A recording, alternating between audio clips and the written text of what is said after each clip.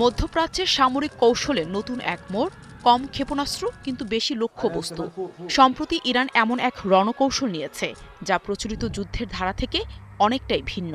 সীমিত ক্ষেপণাস্ত্র ব্যবহার করেও কৌশলগতভাবে একাধিক গুরুত্বপূর্ণ লক্ষ্যবস্তুতে আঘাত এনে প্রতিপক্ষের প্রতিরক্ষা ব্যবস্থাকে চাপে রাখার চেষ্টা করছে তেহরান।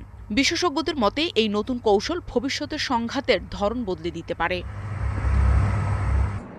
তবে যুদ্ধের শুরুর তুলনায় বর্তমানে ইরানের ব্যালিস্টিক ক্ষেপণাস্ত্র উৎক্ষেপণের হার ৯০% কমেছে। ড্রোন হামলার হারও কমেছে প্রায় ৮৩%। কিন্তু ইরান এখন সংখ্যার চেয়ে হামলার পরিধির ওপর বেশি জোর দিচ্ছে। ক্ষেপণাস্ত্রের অভাব মেটাতে তারা ব্যবহার করছে হাজার হাজার সস্তা আত্মঘাতী ড্রোন। ইতিমধ্যে ইসরায়েল ও যুক্তরাষ্ট্র ইরানের প্রধান প্রধান শহরগুলোতে সফল হামলা চালিয়ে শত শত ক্ষেপণাস্ত্র ও লঞ্চার ধ্বংস করেছে।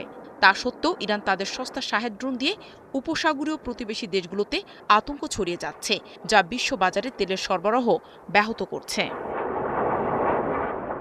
এদিকে নিজেদের আকাশ প্রতিরক্ষা ব্যবস্থা ধ্বংস হয়ে যাওয়ায় ইরান এখন মিত্র ও প্রতিবেশীদের ওপর আক্রমণ বাড়িয়ে যুক্তরাষ্ট্রকে চাপে রাখার কৌশল নিয়েছে। তুরস্ক, সাইপ্রাস এবং আজারবাইজান সহ অন্তত ১১টি দেশে হামলা চালিয়েছে তেহরান।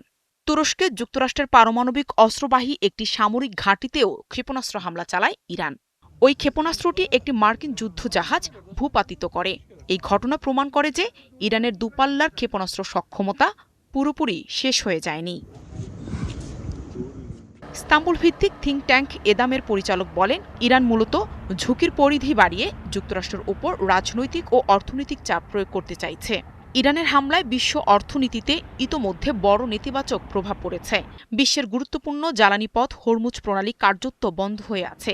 সেখানে আটকা পড়েছে কয়েক হাজার জাহাজ, যা বিশ্বের প্রতিদিনের ব্যবহৃত তেল ও তরলীকৃত প্রাকৃতিক গ্যাসের প্রায় ১/৫ বহন করে।